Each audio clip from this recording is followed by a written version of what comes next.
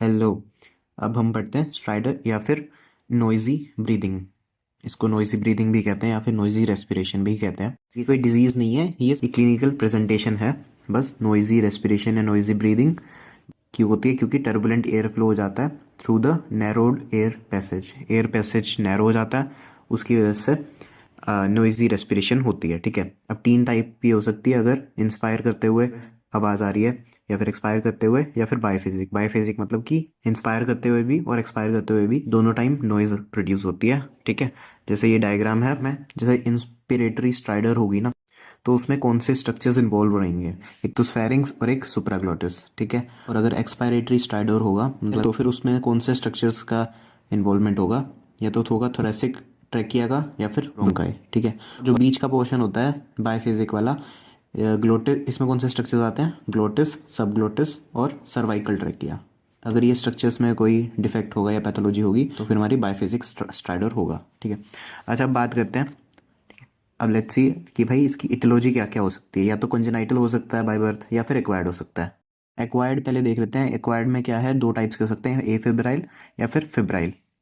ए febrile मतलब fever नहीं होता है जिन स्टेट्स में, जैसे कि इंजरी हो गई कोई, फॉरेन बॉडी या फिर पेपिलोमेटोसिस या फिर लेरेंजियल एडिमा, इनकी वजह से स्ट्राइडर हो सकता है। और होती हैं कंडीशंस, फेब्राइल कंडीशंस, जिसके अंदर बॉडी रिस्पॉन्स भी होता है, फीवर भी हो जाता है, जैसे कि एपिग्लोटिस हो गया, डिप्थीरिया हो गया, वो टॉक्सिन रिलीज करेगा। कोई एब्सेस बन गई, रेट्रोपेरिटोन्सिलर या रेट्रोफेरेंजियल या पेरिटोन्सिलर। ठीक है, एक्यूट लेरेंजाइटिस हो गया या फिर इन्फेक्शियस मोनोन्यूक्लियोसिस हो गया।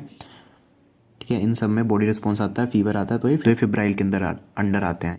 इनसे भी स्ट्राइडर प्रोड्यूस हो सकता है। अब और कंजेनाइटल क्या क्या कॉजेज हो सकते हैं? ठीक है, इसमें देखते हैं। मेनली इसमें कंजेनाइटल लीजन्स में आता है लेरेंजो मलेशिया। ये क्या होता है? मोस्ट कॉमन हमारा कंजेनाइटल लीजन है लेरिंग्स का, इसे कंजेनाइटल लेरेंजियल स्ट्राइडर भी क्या कहते हैं। इसमें होता क्या है कि भाई बच्चा है, बोन हुआ है विद वो बोन होता है विद सॉफ्ट कार्टिलेज, जिसकी वजह से क्या हो जाता है, एक्सेसिव फ्लेसिडिटी हो जाती है हमारे सुप्राग्लोटिक लेरिंग्स की। ठीक है, तो वो फोल्ड से बनाने लग जाता है, जैसे कि ये ओमेगा शेप फोल्ड बना रखा है एपिग्लोटिस में। ठीक है, ठीक है, फिर क्या करता है, जब हम इंस्पायर करते हैं तो फिर वो जो स्किन फोल्ड्स होते हैं वो सक इन हो जाते हैं, जिसकी वजह से स्ट्राइडर प्रोड्यूस होता है। अब देखो सुप्राग्लोटिक स्ट्रक्चर इन्वॉल्व है और इंस्पिरेशन के टाइम पे स्ट्राइडर प्रोड्यूस हो रहा है। तो इसमें लेरिंजोमलेशिया में कौन सा स्ट्राइडर है? Inspiratory strider. ठीक है, इसमें बच्चे में क्राइंग जो है वो नॉर्मल रहती है। क्यों? क्योंकि क्राइंग होती है हमारी एक्सपायरेटरी। क्राइंग क्यों नॉर्मल रहेगी? क्योंकि हमारी इसमें एक्सपायरेटरी स्ट्राइडर नहीं है। ठीक है, तो नॉर्मल क्राइंग रहेगी।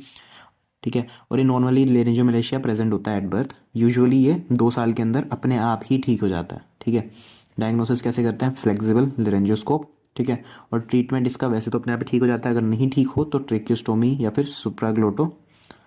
सुप्राग्लोटोप्लास्टी। ठीक है,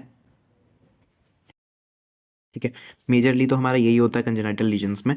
ठीक है, बाकी और आ सकते हैं जैसे कंजेनाइटल वोकल कॉर्ड पैरालिसिस। ठीक है, और मेजर कौन से आते हैं? लेरेंजियल वेब्स होते हैं, इसके अंदर बाइफेजिक स्ट्राइडर होता है, और सबग्लोटिक हिमेंजियोमास होते हैं, इसमें वेस्कुलर मालफॉर्मेशन हो जाता है, इसमें भी इंस्पायरेटरी स्ट्राइडर मिलता है। बाकी लेरेंजोसील लेरेंजियल सिस्ट हो सकते हैं। ठीक है, मेजर तो इसमें यही है। ठीक है, मेजरली इसमें यही करना है, लेरेंजियो मलेशिया। ठीक है, अच्छा अब आवाज़ प्रोड्यूस हो रही है। ठीक है, तो फिर इसका मैनेजमेंट कैसे रहता है? इसका मैनेजमेंट पहले हम हिस्ट्री देखेंगे कि भाई उसका ऑनसेट कैसा था, ड्यूरेशन कितने टाइम तक होता है, ट्रोमा कोई था तो नहीं पास्ट में, भाई खाने में कोई दिक्कत तो नहीं आ रही है। और पूछ लेंगे फॉरेन बॉडी के बारे में कि भाई कोई फॉरेन बॉडी तुमने इंजेस्ट तो नहीं कर लिया है। ठीक है, फिर इसमें एग्जामिनेशन में क्या करेंगे? रेस्पिरेटरी डिस्ट्रेस देखेंगे, टाइप देखेंगे कि भी कौन सा स्ट्राइडर है। ठीक है, स्नोरिंग पूछेंगे कि स्नोरिंग तो नहीं होती है, गार्गलिंग साउंड देखेंगे, और इसमें आवाज़ जनरली होर्स क्राई जैसी होती है। और ठीक है, और एक पूछते हैं कि भाई पोजीशन चेंज करने पे आपको स्ट्राइडर ठीक होता है या नहीं, जैसे प्रोन पोजीशन में लेरेंजियोमलेशिया में इम्प्रूवमेंट शो होती है। ठीक है, ठीक है, और बाकी लोकेशन के लिए ऑस्कल्टेशन से हम देखेंगे। ठीक है, इन सब चीज़ों से क्या पता चलेगा? इन सब चीज़ों से भाई कोज पता चल जाएगा स्ट्राइडर का, और फिर जिस भी एरिया में जो भी पैथोलॉजी होगी उसके हिसाब से उसका ट्रीटमेंट रहेगा। बस ये छोटा सा था स्ट्राइडर। तो ये बस छोटा सा था स्ट्राइडर। ठीक है।